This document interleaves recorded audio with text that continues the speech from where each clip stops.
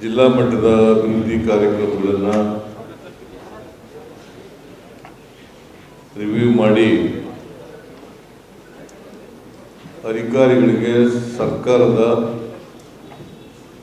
ನಿಲುವನ್ನು ಸ್ಪಷ್ಟಪಡಿಸಿದ್ದೇವೆ. ಯಾಕಂದರೆ ಅಧಿಕಾರಿಗಳು ಸುಮಾರು 80 ದಿನಗಳ ಕಾಲ ಕೋಡ್ ಆಫ್ ಕಂಡಕ್ಟ್ ಇರೋದ್ರಿಂದ ಸ್ವಲ್ಪ ಜಡತ್ವ ಬೆಳೆದಿತ್ತು. ಆ ಜಡತ್ವವನ್ನು ಬಿಡಿಸ್ತಕ್ಕಂಥ ಕೆಲಸ ಮಾಡಿದ್ದೀವಿ.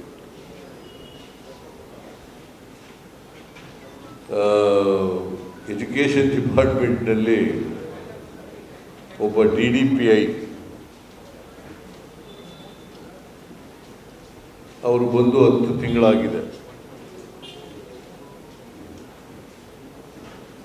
ವಿಜಯನಗರ ಜಿಲ್ಲೆಯಲ್ಲಿ SSLC ಪರೀಕ್ಷೆಯಲ್ಲಿ ಇಡೀ ರಾಜ್ಯದಲ್ಲಿ 10ನೇ ಸ್ಥಾನದಲ್ಲಿದ್ದವರು 27ನೇ ಸ್ಥಾನಕ್ಕೆ ಹೊರಟೋಗಿದೆ. 27ನೇ ಸ್ಥಾನಕ್ಕೆ ಅವರು ನಾನು ಪ್ರಾಥಮಿಕ ಶಿಕ್ಷಣ ಪ್ರಧಾನ ಕಾರ್ಯದರ್ಶಿ ಜೊತೆಲೂ ಕೂಡ ಮಾತನಾಡಿದೆ.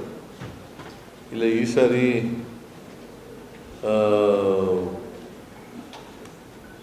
ಚುನಾವಣೆಯಲ್ಲಿ ಏನು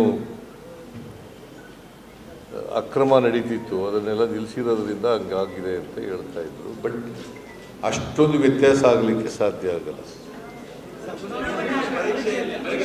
ಪರೀಕ್ಷೆ ಸಾರಿ ಚುನಾವಣೆ ಅಂತ ಹೇಳ್ಬಿಟ್ಟೆ. ಪರೀಕ್ಷೆ SSLC ಪರೀಕ್ಷೆ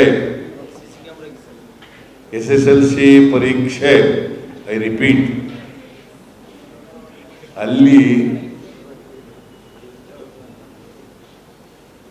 10ನೇ ಸ್ಥಾನದಿಂದ ಕಳೆದ ವರ್ಷ 10ನೇ ಸ್ಥಾನದಲ್ಲಿತ್ತು, ಈ ವರ್ಷ 27ನೇ ಸ್ಥಾನಕ್ಕೆ ಹೋಗಿದೆ. ಅದಕ್ಕೆ DDPI ಜವಾಬ್ದಾರಿ ತಗೋಬೇಕು ಅಂತೇಳಿ DDPI ಅವ್ರನ್ನ ಸಸ್ಪೆಂಡ್ ಮಾಡಿ ಅಂತೇಳಿ ಎಜುಕೇಷನ್ನ ಪ್ರಿನ್ಸಿಪಾಲ್ ಸೆಕ್ರೆಟರಿಗೆ ಸೂಚನೆ ಕೊಟ್ಟಿದ್ದೀನಿ, ನಂಬರ್ 1. ಮತ್ತು BEOಗಳಿಗೆಲ್ಲ ನೋಟಿಸ್ ಕೊಡಿ ಅಂತೇಳಿ.